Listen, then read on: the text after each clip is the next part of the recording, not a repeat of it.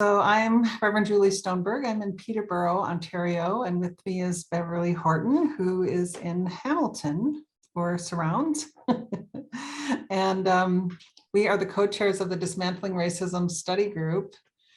And we have so much to share that we're gonna, I don't know, you guys might need to put your hands up and say, stop.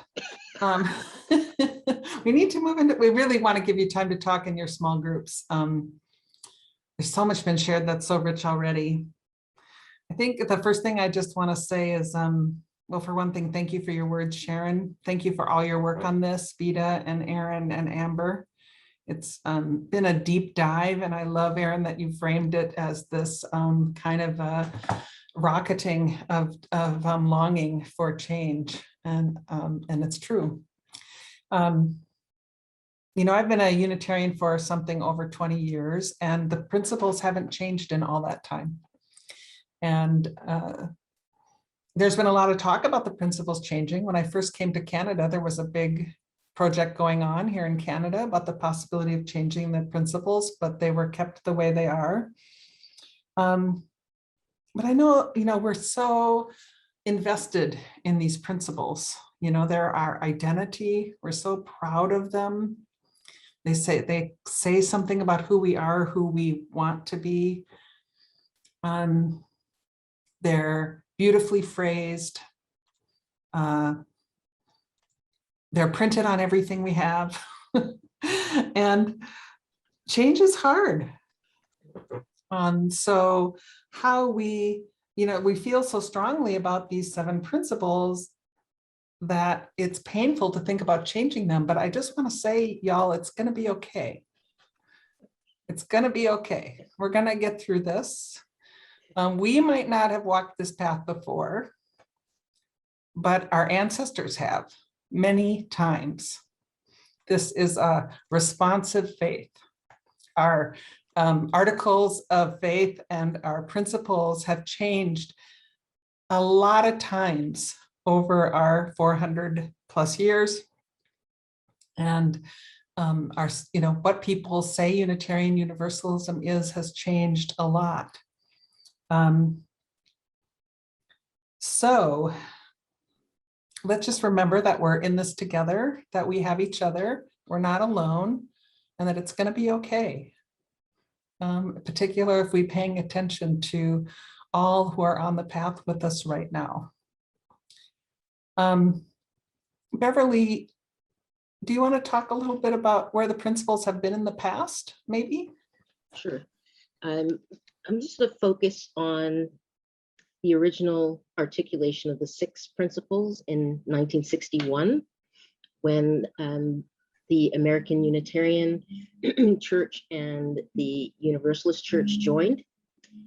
And moving forward to 1985, when those original 6 were revised quite significantly, and then we had the addition of the 7th principle, and to draw some lessons from that dynamic as it relates to what we're doing right now in this moment with the 8th principle. So not too long ago, I read an email with a particularly interesting argument written in opposition to the adoption of the 8th principle. And I was particularly struck by the definition or characterization of a principle and the use of that definition as the foundation for an opposition to the 8th principle itself, and the adoption of the 8th principle more specifically. So this is a longish quote, so bear with me, because all of the pieces of it I'll bring back in a second. So, quote, "Something that is framed as a principle should mean it's not debatable. The 7 UU principles are called principles because we consider them to be the full complement of needed prescriptions for wise and just behavior. Many of those UUs supporting adding an 8th principle are acting in the light of reactions of BIPOC members who see this moment as testing whether UUs can step up. That is not really the role of a principle." The principles of Unitarian, end quote, the principles of Unitarian Universalism have been debatable, and the debates have arisen from the understanding that as expressions of our non-creedal, covenantal, living faith, our principles cannot be the full complement of needed prescriptions for wise and just behavior, unquote.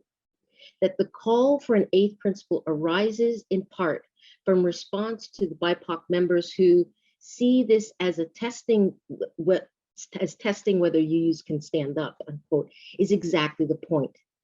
It's exactly this kind of call from the margins that has driven the revision and amendment of the principles over time. It's particularly notable that we've only had 7 principles since 1985. And Julie and I were talking about this because we became Unitarian Universalists around the same time. And all that we've known are the 7 principles that we have now. But prior to 1985, we had 6 principles that had been written in 1961 in the merger of the Unitarian and Universalist movements. Time doesn't permit me to read all 6 principles, but I would certainly suggest that you go and read them. They are enlightening and amusing. So we're talking about the call from the margins for revision and amendment. So just some highlights from the original 6. So we're to cherish and spread the universal truths immemorially summarized in Judeo-Christian heritage as love of God and love of man. We're to affirm the dignity of man.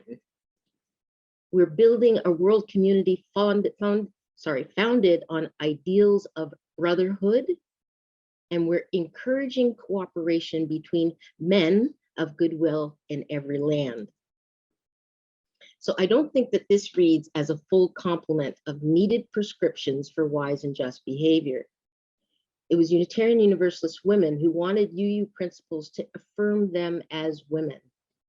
Many of these women were participants in the second wave of feminism that led to this revision of the principles and the addition of the 7th, the independent web of life.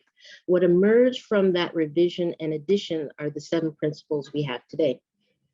So arguably, it is those Unitarian Universalists on the margins of this liberal religion who have held Unitarian Universalism to task, encouraging Unitarian Universalism to express what it means to be wise and just, to be better and to do better. The political aspect, rather than being the argument in opposition to adopting the 8th principle, is instead an advocacy argument. So when some suggest that, quote, many of those UUs supporting adding an 8th principle are acting in light of the reaction of BIPOC members who see this as a moment as testing whether UUs can stand up, I say, exactly. Exactly. You know, it was over 100 years ago when the president of St. Lawrence Seminary, which was a Universalist seminary, said that he was often asked as a Universalist where he stood. And his answer, he said the only answer he could find was that Universalists don't stand, they move. Mm. We're a responsive faith. We believe that revelation is not sealed, that we don't know it all, and therefore the shoreline of what we don't know is always shifting. And as we learn and grow, so must other things. Our institutional statements, our understanding of who we are as human beings also changes and grows. Paul Razor wrote an article in the UU World, I think about a year ago, about the change happening in Unitarian Universalism, and he referred to that quote from Reverend Lewis Fisher, who was the president of St. Lawrence. And his comment there was that as a faith who says we don't have any dogma, that if we don't move, then we're standing still, we'll freeze up. And his fear was that we would flip that quote to say, oh, we're not the people who move, we're the people who stand still. And so there's so much that's happened in our faith over time that has changed. People who have walked this path, who have provided groundswells of change within our faith, who have rubbed up against those of us, myself included, who kind of like it the way it is, right? And would like to see that, why change things? It's okay the way it is. But I really want to walk that path of change, of knowing if in fact the moral arc of the universe is bending toward justice, that we're willing to bend with that arc and get closer and closer to the possibility of that kingdom of heaven, the kingdom of God on earth. Anything else you want to add, Beverly? My father would just say, and having sung a hymn, they went out, but we're not singing a hymn, but think of it metaphorically. You've sung the hymn.